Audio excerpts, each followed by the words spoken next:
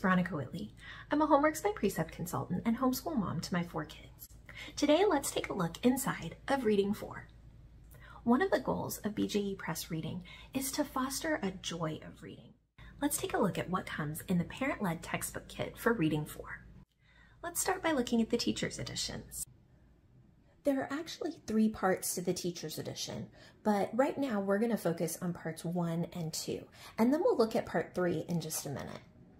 Parts 1 and 2 of the Teacher's Edition look very similar, so let's take a look inside. Inside the book, you'll see the table of contents. Next, we have our goals of BJU Press Reading and a summary of the instructional materials that you'll need, your student text and work text, and your teacher's materials.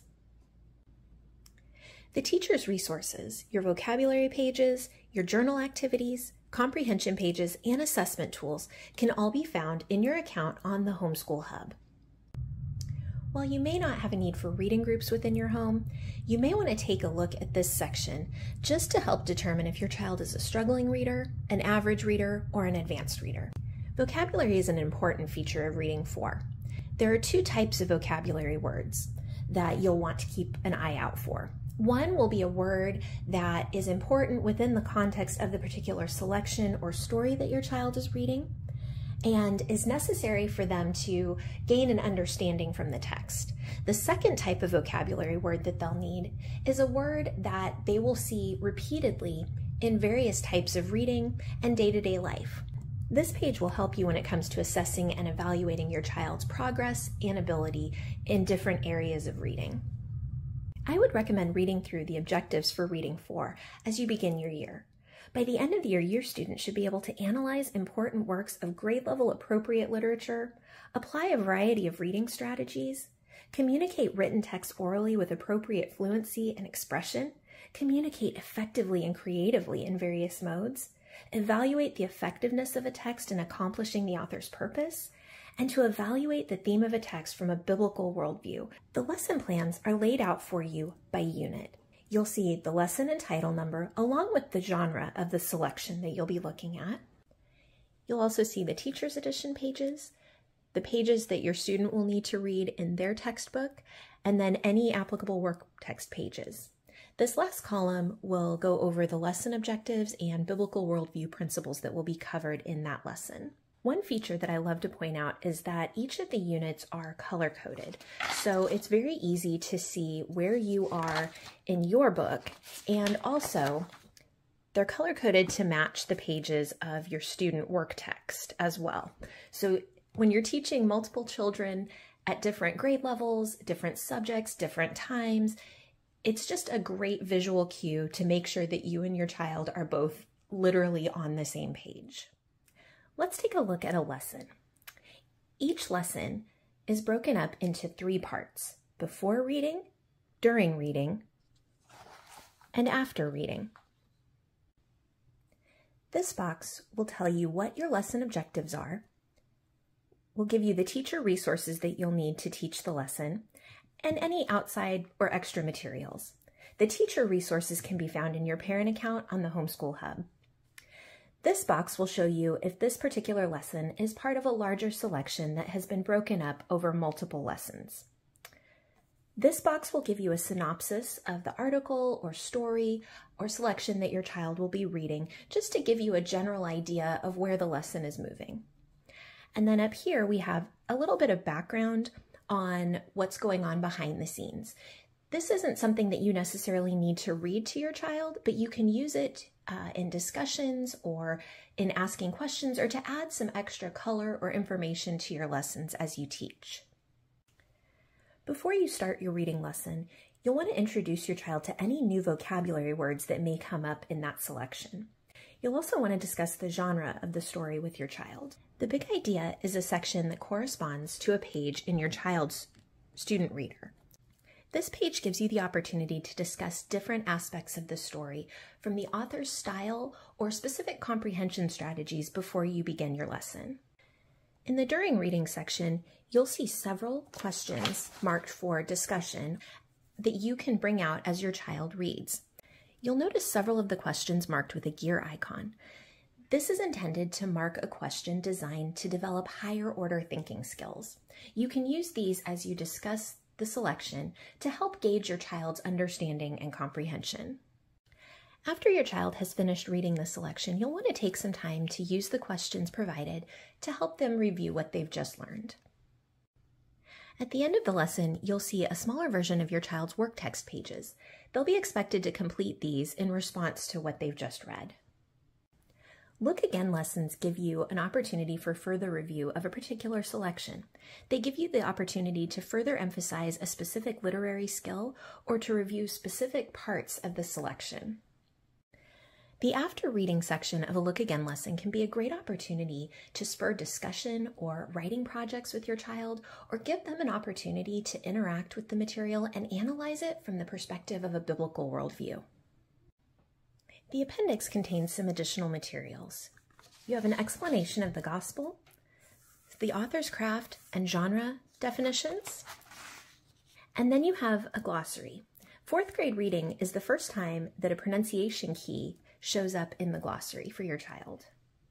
Let's take a look inside the student text for Reading 4. One thing you might have already noticed is that there's only one book.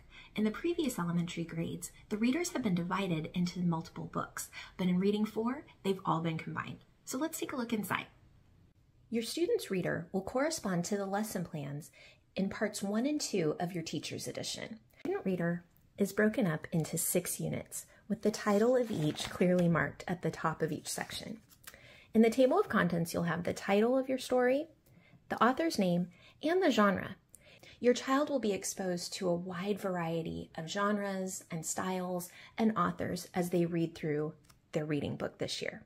Before each selection, there will be a before reading page. This will give you the opportunity to discuss different literary or comprehension strategies, information about the genre or the author with your student before they begin reading. The selection itself will have a variety of pictures, historical information, additional boxes where appropriate, as your child reads through that will help to add to what they're reading. Here we have a diagram of the Ten Booms house where they stayed, and then you can see the keys so that you can see where each room is located. At the end of each selection, there's an after reading section. This page includes discussion or thoughtful questions that you can have your child answer verbally or in writing. There's also a vocabulary section for words that may have come up as they read their selection. The student work text corresponds with your student reader and is designed to give your child independent practice and reinforcement of the skills that were taught in each lesson. You'll notice that each of the pages are color-coded according to which unit they belong to. Again, this just helps to make sure that you and your child are working on the same page. Each lesson generally is made up of 2 workbook pages, front and back. Here are the pages for the story about Corrie ten Boom that we just looked at in the student reader. The workbook pages give your child the opportunity to interact with the material that they've just read. They may be asked to recall specific details from the story or to interact with a specific genre, or they may need to recall specific vocabulary words. Reading 4 comes with 3 different novels: Sarah Plain and Tall, Medallion, and The Lion, the Witch, and the Wardrobe. Each of these novels are written at a different lexile level so that you can choose the one that best fits your child's needs over the course of the year. Now let's take a look at Part 3 of the Teacher's Edition. Part 3 goes along with the 3 novels that come with Reading 4. You'll notice that much of the front matter is very similar. You'll see that the lesson plan overview is laid out very much the same. It's broken up by which novel is being covered. So this is the lesson plan for Sarah Plain and Tall. Here we have the lesson plan for Medallion. And over here we have the lesson plan for The Lion, the Witch, and the Wardrobe. Again, you'll see that each one is color-coded to help you stay on the right page. In the first column, you'll see the lesson title and number, so the chapter that you'll be covering, and then the lesson number in parentheses in the first column. You'll see the Teacher's Edition pages that you'll want to reference for each lesson. And then in the last column, you've got your lesson objectives and biblical worldview principles.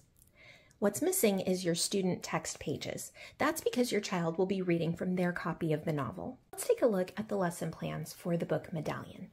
At the beginning of the lesson plans, you'll have a short introduction to the story itself and to the author as well. The lesson itself is laid out very similarly to the previous lessons in the other two teachers' editions. You have the box up here with your objectives, a list of resources and materials that you might need.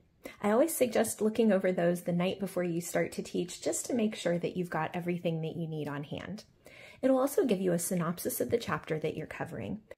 And just like in the previous lessons, you'll see that the sections are broken up into before reading, during reading, and after reading. Before reading, you'll again see the vocabulary section with words that you'll want to cover with your student as they read. You'll also have pre-reading questions about the author, the genre, the book itself. And then during reading, you'll have a list of discussion or thought questions that you can go through with your student to help guide their reading and to gauge their understanding. As we look at the end of the lesson, after reading, you'll have a chance to review vocabulary words, and then there are what look like workbook pages. However, the student workbook does not cover the novel studies. The appendix has all of the teacher's resources for each of the stories. So all of those pages that look like workbook pages will be found in the appendix. There's a reproducible page that's blank that you may use to make copies for your child, and then also an answer key. You'll also see that the color coding comes in handy again here, as not only are the titles in the appendix color coded, so that as you see each page, the top band has a matching color, so that you can make sure that you are giving your child the corresponding page for the correct story.